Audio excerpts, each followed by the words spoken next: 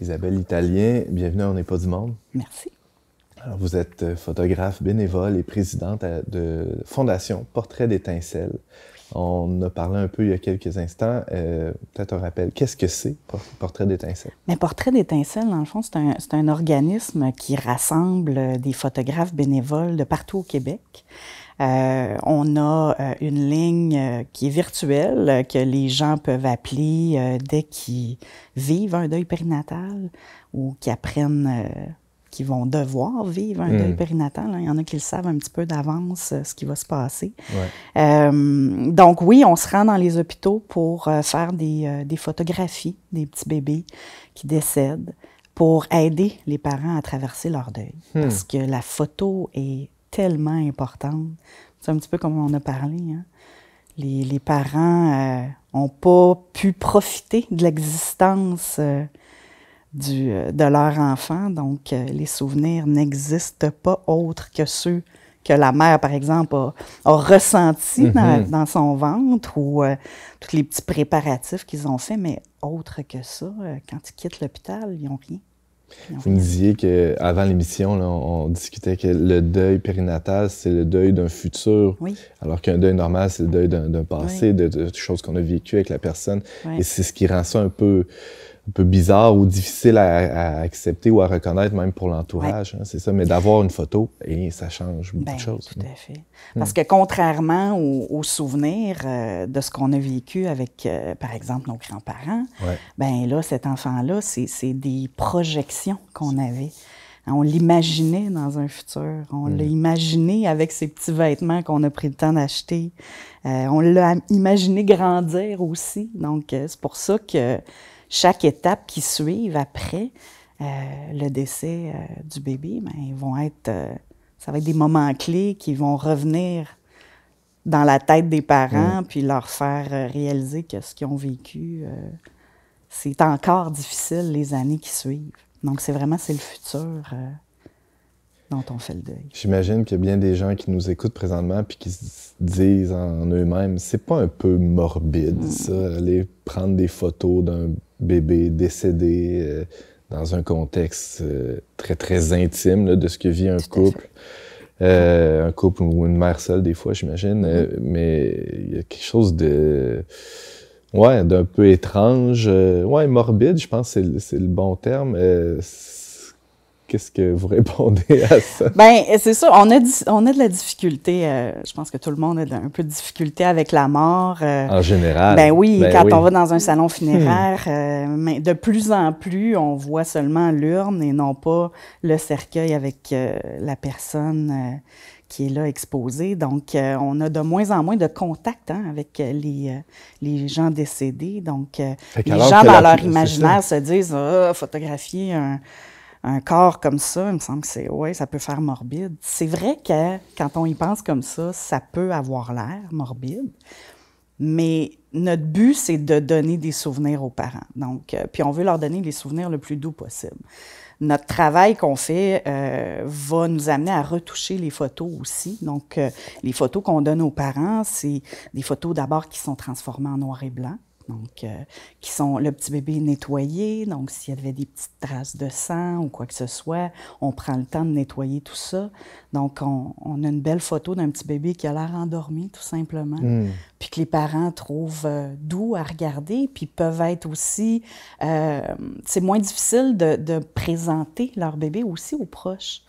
Donc, c'est sûr qu'eux, ils ont eu l'image du petit bébé avec des rougeurs, des fois qui viennent au bleu, mauve, donc des couleurs on ne s'attend pas de voir un petit bébé naissant, hein, qui est d'habitude tout rose, tout beau. Donc, ça peut être parfois choquant à regarder, mais en les transformant en noir et blanc, c'est beaucoup plus doux, puis ça nous laisse une belle image en tête. Mais c'est une pratique aussi qui était commune jusqu'à il n'y a pas si longtemps, là, les portraits de morts de tous âges. Là, Ma grand-mère, dans son album photo, a des portraits de gens décédés dans leur cercueil. Des photos, mais même des peintures à l'époque, là, des portraits faits... Avant l'arrivée de la photographie au 19e siècle, les gens décédés, pour avoir un souvenir, c'était soit on les peignait de leur vivant, donc on avait une peinture, mais sinon, avant l'arrivée de la photo, on on faisait un moule du visage des gens, comme par exemple Victor Hugo, Camus. Donc, on a pris le temps de mouler leur visage, ce qui nous a permis de créer un buste aussi pour qu'on puisse voir de quoi il avait l'air, parce que la photographie n'existait pas. Donc, quand la photographie est arrivée, c'était un service qui était très dispendieux. C'est pas tout le monde qui pouvait se l'offrir, mais il y a eu, à un moment donné, des gens qui se spécialisaient dans la photographie post-mortem. Donc, il y avait un besoin à ce niveau-là. Les gens voulaient avoir des photos de leurs proches décédés. C'était peut-être le seul et unique moment où ils ont eu l'opportunité de les faire photographier. Puis, ils déboursaient un peu plus cher pour avoir ces photos-là. Mais on les mettait en scène comme s'ils étaient vivants. Donc, on faisait des portraits de famille. Des portraits de famille. Incroyable. Ouais. Puis ça a évolué. À un moment donné, là, on mettait les gens étendus dans leur cercueil, puis on les photographiait comme ça. Mais quand la photographie est arrivée dans nos vies de façon plus accessible, on avait l'opportunité à ce moment-là de photographier les gens de leur vivant. Donc, la nécessité de les photographier à leur mort, ça a fini par disparaître. Sauf que des petits bébés qui n'ont pas vécu, on n'en a pas de souvenir. C'est encore notre dernière opportunité d'avoir un souvenir visuel qui va permettre aux parents d'avancer dans leur deuil parce qu'ils ont... Dans le fond, la photo, elle leur permet de se dire « OK, c'est pas dans ma tête, là, ce que j'ai vécu, là. C'est concret, là. C'est réel, ce qui m'est arrivé. Je le vois, comme là. Une preuve. C'est une preuve. Puis en même temps, c'est mon enfant. Je vois peut-être même des ressemblances déjà.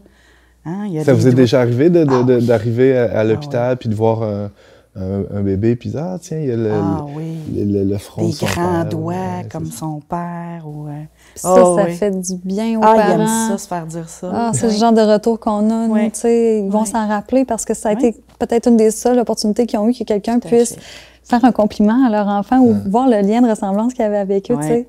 Fait que ça vient les confirmer dans leur identité de parents aussi, tu sais. Il y a des gens que c'est leur premier enfant. Fait que, tu sais, est-ce que je suis une mère? Est-ce que je suis un père si mon bébé est décédé? Est-ce que j'ai le droit de porter cette identité-là? Mais là, ça vient comme de leur confirmer, tu sais. Oui, des fois, je les félicite, les parents. C'est leur premier enfant. Vous êtes devenus parents. Vous allez porter toujours en vous le titre de mère ou de père. C'est là. On peut pas l'ignorer. Il est là, l'enfant.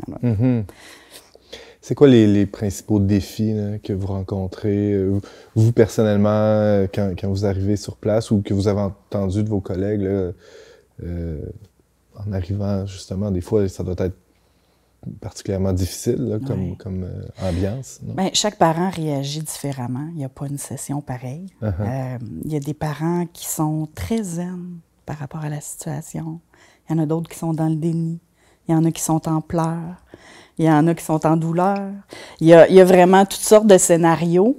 Mais quand on arrive, dans le fond, l'objectif, c'est de prendre le petit bébé en photo sous toutes ses coutures pour qu'il ait tous les souvenirs qu'il faut. On fait même une photo du sexe du bébé aussi, pour que les parents puissent se souvenir de ces détails-là. Donc ça, c'est super important. Puis on les fait participer aussi. Puis souvent, on dirait que les parents s'arrêtent à observer leur bébé en même temps qu'on le manipule, en même temps qu'on le photographie, puis ils le voient d'un autre œil. Il y a déjà un petit cheminement qui a été fait. Déjà d'accepter de le voir, de le prendre dans ses bras. Nous, on l'encourage beaucoup, mais évidemment toujours, comme tu disais, dans le respect de leurs limites. Ça, c'est hyper important. Mais des fois, je leur propose de faire du pot à pot avec leur bébé pour avoir le souvenir du contact physique. C'est tellement important. Parce que la mémoire, elle oublie. Hein? Je veux dire, il y a des détails qu'on oublie. Hein? Si on pense, par exemple, moi, ma mère est décédée il y a quand même plusieurs années. J'ai peur d'oublier sa voix. Hein? Des détails comme ça. Donc, d'avoir une image qui te rappelle le contact physique que tu as eu avec ton enfant, c'est fort. Ça te permet aussi de le faire exister au sein de ta famille. Oui. Parce que, tu sais, s'il y a déjà des enfants ou des enfants qui vont venir par la suite, bien, tu sais, pour qu'eux comprennent aussi qu'il fait partie de la fratrie, puis qu'il fait partie de l'histoire familiale. Moi, j'ai été témoin de beaucoup de photos, en tout cas, que vous avez pris en tout cas, bénévole de chez Portrait d'étincelle, puis des magnifiques photos, là, tu sais, que les gens, des fois, c'est les petits pieds, ou, tu sais, fait que les gens peuvent choisir, puis, tu sais, les mettre avec leurs photos de famille, fait comme ça, tu sais, comme tu disais tantôt, plus facile de le présenter des fois parce que c'est super doux. Fait que, petit message aussi aux proches, peut-être, qui nous écoutent, là, tu sais, c'est un beau cadeau à faire à un parent endeuillé d'oser lui demander de voir les photos. Parce que souvent, les gens sont mal à l'aise puis savent pas quoi faire, savent pas quoi dire. Un malaise non c'est plus, ça. Tu sais, dis, je veux pas le rendre plus triste. Inquiète-toi pas, il pense tout le temps, de toute façon. La douleur est là de toute façon, ça, la peine est toujours là. Ça fait du bien. Quand on parlait de reconnaître tantôt, ça fait partie. En parler, c'est intéressant ce que vous dites sur le soin, puis je pense que c'est vraiment ça que vous faites, là, Portrait d'étincelle, présenter les pieds, prendre le temps de placer le corps du bébé pour prendre... puis les retouches aussi qui sont faites, dans le fond, c'est la reconnaissance d'une beauté, oui, d'une fragilité. Il y a eu un décès, là, on se le cachera pas, mais d'une beauté aussi dans l'enfant qui est devant nous. Ça rejoint aussi ce que vous disiez au début, c'est le pire jour de ma vie et le plus beau jour de ma vie en même temps. Tout ça est mélangé. On prendrait pas la peine de photographier tout ça s'il n'y avait pas une certaine beauté, j'imagine, ou une espérance ou un espoir. Tu sais, il y a quelque chose de beau qui se passe là, c'est sûr. Ah oui, tout à fait. Puis tu sais, je veux dire, les petits bébés de 20 semaines sont tellement minuscules, mais tellement formés, tellement développés. Moi, c'est une fascination en même temps parce que je trouve ça beau. Je trouve ça beau, le corps humain, puis comment ça fonctionne, tout ça. Puis c'est... Tu sais, des fois, j'essaie de transposer ma vision de cette beauté-là. Une espèce d'émerveillement. Ben oui, c'est ça. Pour que les parents ne restent pas juste dans leur peine, mais regardez, il est beau, votre bébé. Regardez-le. Regardez les petits détails. Profitez-en, là. Ouais, c'est ça, exactement. Florence? Ah ouais, moi, je me souviens comment tout le monde... Oui, les souvenirs remontent. Tout le monde le trouvait beau.